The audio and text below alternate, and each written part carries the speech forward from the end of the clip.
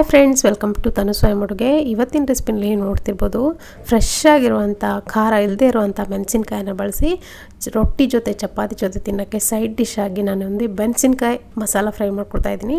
ತುಂಬಾ ರುಚಿಯಾಗಿರುತ್ತೆ. ಇವಾಗ ನೋಡ್ತಿರ್ಬೋದು, ಫ್ರೆಶ್ ಆಗಿ ಈಗ ತಾನೇ ಹೊಲದಿಂದ ಕಿತ್ಕೊಂಡು ಬಂದಿರುವಂಥ ಮೆಣಸಿನ್ಕಾಯಿ. ಇದು ಎಷ್ಟು ಚೆನ್ನಾಗಿದೆ ನೋಡ್ತಿರ್ಬೋದು, ಎಷ್ಟು ಹಸಿರಾಗಿದೆ.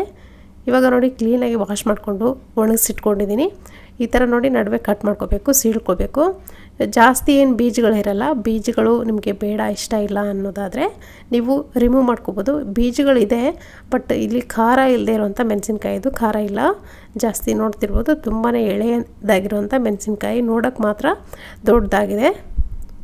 ಈ ಥರ ನೋಡಿ ಒಂದು ಲೇಯರ್ ಮಾತ್ರ ನೀವು ಕಟ್ ಮಾಡ್ಕೋಬೇಕಾಗತ್ತೆ. ಯಾಕಂದರೆ ನಾವು ಮೆಣಸಿನ್ಕಾಯಿ ಮಸಾಲ ಫ್ರೈ ಮಾಡ್ಕೊಳ್ತಾರೆ, ಇದರಿಂದ ಮಸಾಲೆ ಸ್ಟಫ್ ಮಾಡೋಕ್ಕೆ ನಾವು ಆ ಥರ ಒಂದು ಲೇಯರ್ ಕಟ್ ಮಾಡ್ಕೊಳ್ತೀವಿ. ಇವಾಗ ನೋಡಿ ಒಂದು ಚಿಕ್ಕ ಬೌಲ್ ತೊಗೊಂಡಿದ್ದೀನಿ. ಇದಕ್ಕೆ ಉಪ್ಪು 1 ಟೀ ಸ್ಪೂನ್ ಆಗೋಷ್ಟು ಉಪ್ಪನ್ನು ಹಾಕ್ಕೊಂಡಿದ್ದೀನಿ. ಜೊತೆಗೆ ಗರಂ ಮಸಾಲ 1 ಟೀ ಸ್ಪೂನ್ ಆಗೋಷ್ಟು ಹಾಕ್ಕೊಂಡಿದ್ದೀನಿ. ಇದಕ್ಕೆ ನೋಡಿ 1 ಟೀ ಸ್ಪೂನಷ್ಟು ಅಚ್ಕಾರದ ಪುಡಿ ಕೂಡ ಹಾಕ್ಕೊಂಡಿದ್ದೀನಿ. ನೋಡಿ 2 ಟೀ ಸ್ಪೂನ್ ಆಗೋಷ್ಟು ಹುಚ್ಚಳ ಪೌಡ್ರ್, ಇದು ಗುರಳ್ಳು ಪುಡಿ ಅಂತ ಏನು ಹೇಳ್ತೀವಿ, ಅದನ್ನು ಹಾಕ್ಕೊಂಡಿದ್ದೀನಿ. ಜೊತೆಗೆ ನೋಡಿ ಜೀರಿಗೆನ ಡ್ರೈ ರೋಸ್ಟ್ ಮಾಡಿಕೊಂಡು ಜಜ್ಕೊಂಡು ಇಟ್ಕೊಂಡಿದ್ದೀನಿ. ನೀವು ಬೇಕಿದ್ರೆ ಹಸಿ ಜೀರಿಗೆ ನೀವು ಪೌಡ್ರ್ ಮಾಡಿಕೊಂಡು ಹಾಕೋಬೋದು. ಇದನ್ನೆಲ್ಲದನ್ನು ಕ್ಲೀನಾಗಿ ಮಿಕ್ಸ್ ಮಾಡ್ಕೊಳ್ಳಿ ಒಂದ್ಸರಿ. ಸ್ವಲ್ಪ ಉಪ್ಪನ್ನು ಜಾಸ್ತಿ ಹಾಕೋಬೇಕಾಗುತ್ತೆ. ಅಂದರೆ ಸ್ವಲ್ಪ ಉಪ್ಪಿನ ಪ್ರಮಾಣ ಏನಿದೆ ಸ್ವಲ್ಪ ಜಾಸ್ತಿ ಆಗಬೇಕು. ಯಾಕಂದರೆ ಖಾರ ಅಲ್ವಾ ಅದು, ಹಸಿಮೆಣಸಿನ್ಕಾಯಿ ಆಗಿರೋದ್ರೆ ಸ್ವಲ್ಪ ಉಪ್ಪನ್ನು ಹಾಕ್ಕೊಂಡ್ರೆ ರುಚಿ ಚೆನ್ನಾಗಿರುತ್ತೆ.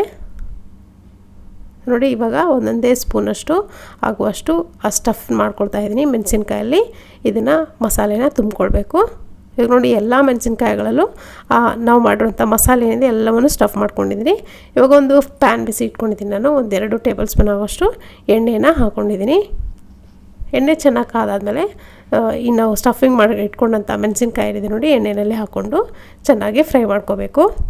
ಮೊದಲಿಗೆ ಸ್ಟಫಿಂಗ್ ಏನಿದೆ ನೋಡಿ ಅದು ಮೇಲ್ಭಾಗಕ್ಕೆ ಬರಬೇಕು, ತಳಭಾಗ ಏನಿದೆ ಚೆನ್ನಾಗಿ ಫ್ರೈ ಆಗಬೇಕು. ಆ ಥರ ನೀವು ಸೆಟ್ ಮಾಡಿಕೊಂಡು ಫ್ರೈಯಿಂಗ್ ಪ್ಯಾನ್ ಮೇಲೆ ಹಾಕ್ಕೊಂಡು 1-2 ನಿಮಿಷ ಬಿಟ್ಟಾದಮೇಲೆ ನೋಡಿ ಚೆನ್ನಾಗಿ ಬೆಂದಿರುತ್ತೆ. ಮತ್ತೊಂದು ಕಡೆಯೂ ಕೂಡ ಈ ಥರ ಕೈ ಆಡಿಸ್ತಾ ಬೇಯಿಸ್ಕೊಂಡ್ರೆ ಚೆನ್ನಾಗಿ ಸಾಫ್ಟಾಗಿ ಬೇಯುತ್ತೆ. ತುಂಬಾ ರುಚಿಯಾಗಿರುತ್ತೆ. ಜೋಳದ ರೊಟ್ಟಿ ಅಥವಾ ಚಪಾತಿ ಜೊತೆ ಸೈಡ್ ಡಿಶ್ ಆಗಿ ಇದನ್ನು ತಿಂತಾಯಿದ್ರೆ ತುಂಬಾ ರುಚಿಯಾಗಿರುತ್ತೆ.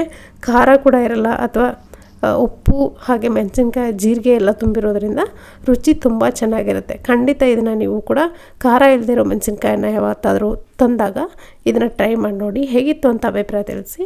ಇವತ್ತಿನ ರೆಸಿಪಿ ನಿಮಗೆ ಇಷ್ಟ ಆಗಿದ್ರೆ ಒಂದು ಲೈಕ್ ಮಾಡೋದನ್ನು ಮರಿಬೇಡಿ. ಹಾಗೆ ಚಾನಲ್ಗೆ ಸಬ್ಸ್ಕ್ರೈಬ್ ಮಾಡ್ಕೊಳ್ಳಿ. Thank you.